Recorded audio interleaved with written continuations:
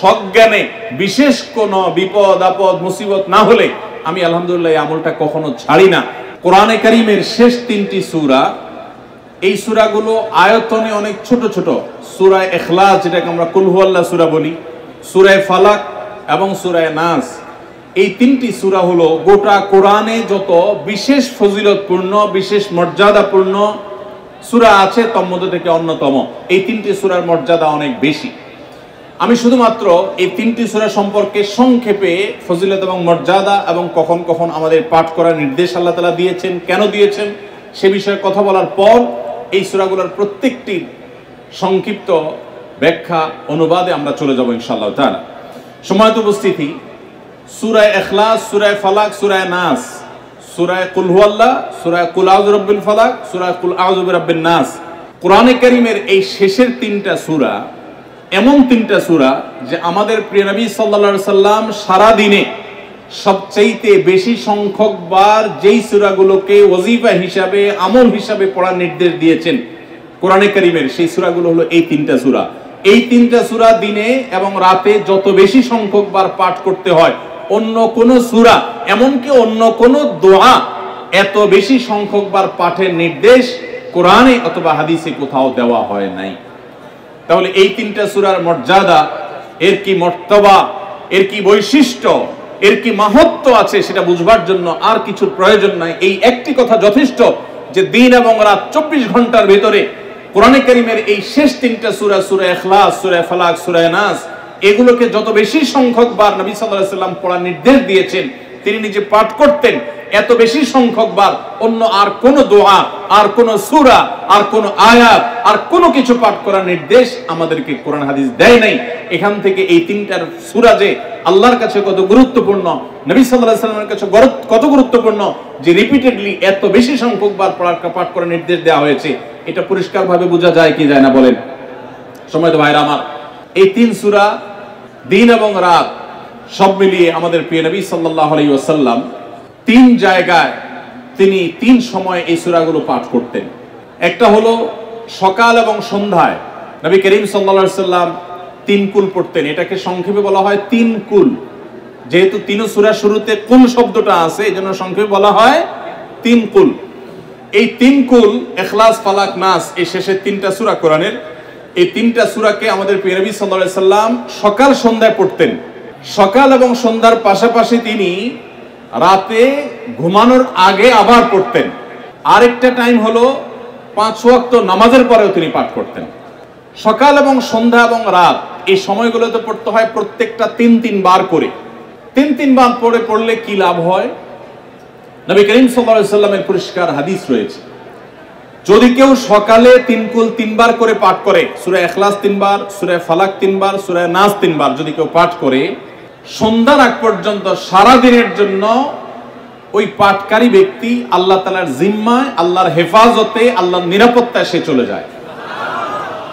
যত প্রকার অনিষ্ট আছে, ক্ষতি আছে, দৃশ্যমান ক্ষতি, অদৃশ্যমান ক্ষতি, সব ধরনের ক্ষয়ক্ষতি থেকে এবং আকস্মিক বিপদ থেকে, মুসিবত থেকে আল্লাহ রাব্বুল আলামিন ওই ব্যক্তিকে হেফাজত করেন, যে ব্যক্তি ইয়াকিনের সাথে, ঈমানের সাথে, দৃঢ়তার সাথে আল্লাহ তাআলার কাছে প্রার্থনা করে এই সূরাটা সকালে 3 বার পাঠ করে। একইভাবে যে ব্যক্তি সন্ধ্যায় পাঠ করে, মাগরিবের আগে বা পরে, আসরের পর থেকে নিয়ে মাগরিবের আগে কিংবা এশার আগ পর্যন্ত পুরো সময়ের ভিতরে যদি কেউ এই 3 কুল 3 বার পাঠ করে, তো সারা রাত জুড়ে ওই ব্যক্তি, এই পাঠকারী ব্যক্তি আল্লাহ রাব্বুল আলামিনের নিরাপত্তায় প্রবেশ করে যায়।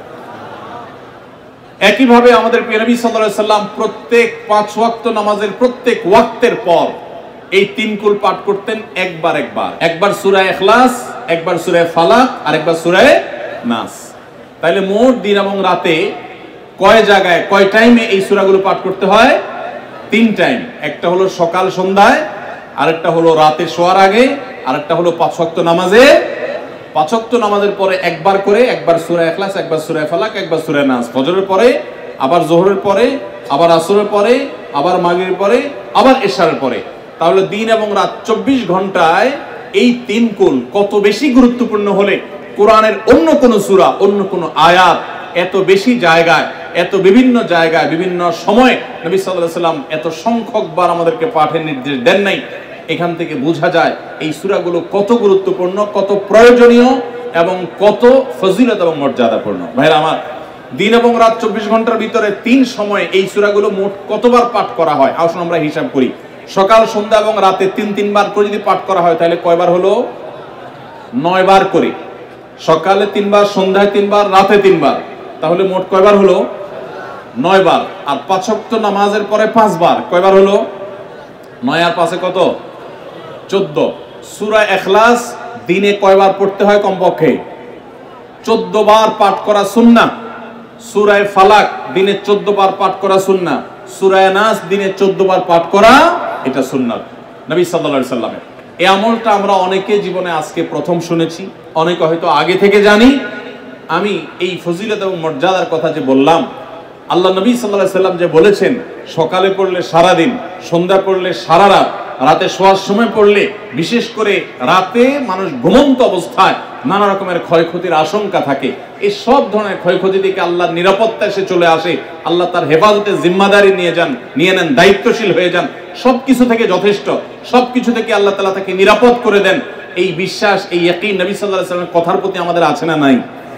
তাহলে এই সূরাগুলো আমরা আজ থেকে আমল করব তো ইনশাআল্লাহ। এই 3 কুল সকাল, সন্ধ্যায় এবং রাতে ঘুমানোর আগে এটা পাঠ করার একটা বিশেষ পদ্ধতি আছে। সেটা হলো নবী করিম সাল্লাল্লাহু আলাইহি সাল্লাম শিক্ষা দিয়েছেন এই 3 কুল, সূরা ইখলাস 3 বার পড়বেন, সূরা ফালাক 3 বার পড়বেন, সূরা নাস 3 বার পড়বেন। পড়ে 2 হাতকে এরকম কোষ করবেন, এভাবে কোষ করবেন। কোষ করে এই কোষের মধ্যে ফু দিবেন। নিজের কোষের ভিতরে 3 বার পড়ে ফু দিয়ে এরপর সেটাকে পুরো শরীরের মধ্যে মুছে ফেলবেন। যেখানে যেখানে হাত নেওয়া সম্ভব হয়, শরীরের যতটুকু জায়গা হাত নেওয়া সম্ভব হয়, সামনে পেছনে চেষ্টা করে যতটুকু সম্ভব হয় ততটুকু মাসা করবেন, মুছবেন হাত দিয়ে। এর মাধ্যমে আল্লাহ তাআলা আপনাকে হেফাজত করবেন। ছোট ছোট বাচ্চা যারা আছে, দুধের শিশু, 2 বছর, 4 বছর, 6 বছর, যারা পড়তে পারে না এখনো বা মুখস্থ নাই, সেই বাচ্চাদেরকে মা বাবা বা তাদের কাছের কোনো লোকজন তারা পড়ে 3 বার ফু দিবেন। আবার 3 বার পড়ে নিজের ছেলে মেয়ের সবার শরীরে ফু দিয়েন না, প্রত্যেকের জন্য 3 বার। আপনারটা আপনি করবেন, বাচ্চাকে করে দিবেন। এই আমলগুলো আল্লাহ তাআলা আমাকে যেদিন জানার তৌফিক দিয়েছে, আপনাদের উৎসাহের জন্য বলি, সারাদিনে আর কোনো আমল করতে পারি আর না পারি, নফল আমল হিসাবে এই আমলটা সজ্ঞানে, বিশেষ কোনো বিপদ আপদ মুসিবত না হলে আমি আলহামদুলিল্লাহ এই আমলটা কখনো ছাড়ি না, প্রতিদিন করি আলহামদুলিল্লাহ। আজকেও শুরুতেও এই আমলটা আমি করে নিয়েছি। আপনারা সবাই আমলটা করবেন তো ইনশাআল্লাহ। 3 কুল সম্পর্কে আরো অনেক কথা বলার আছে, এই 3 কুলের ফজিলত এবং মর্যাদা নিয়ে আরো বহু কথা শোনাবার আছে, কিন্তু আমি শুধুমাত্র এটুকু যথেষ্ট মনে করি আমলের জন্য। আমরা এটাকে আমল করব। আমাদের সারা দিনে সারা রাতে কত রকমের বিপদ আপদের ভয় থাকে, আশঙ্কা থাকে। আপনি যদি কোনো এলাকার কোনো প্রভাবশালী ব্যক্তির সাথে আপনার পরিচয় থাকে, আর ওই ব্যক্তি যদি বলে তোমার কোনো সুবিধা অসুবিধা যেন না হয়, এই এলাকায় প্রবেশ করলে আমাকে একটা SMS করে রাখবা। ওই এলাকার থানা পর্যায়ে হলো ওসি সাহেব, জেলা পর্যায়ে হলো SP সাহেব, DC সাহেবের সাথে আপনার খুব হট লিঙ্ক, খুব ভালো সম্পর্ক, তিনি আপনাকে ভালো জানেন। আপনাকে বলে দিয়েছে তুমি সেখানে গেলে তুমি আমাকে শুধু SMS করবা। আপনি SMS করেছেন, তিনি রিপ্লাই দিয়ে বলেছেন ঠিক আছে তুমি এলাকায় ঢুকছো, আমি দেখতেছি, অসুবিধা নেই।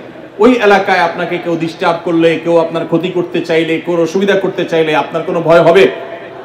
কারণ প্রশাসনের ব্যক্তিরা আপনাকে অভয় দিয়েছেন, তারা আপনার সাথে আছেন, তদারকি করছেন, আপনি নির্ভয় ফিল করবেন। প্রশাসনের ভাইদের হাতে সবকিছু নাই, সবকিছু আছে।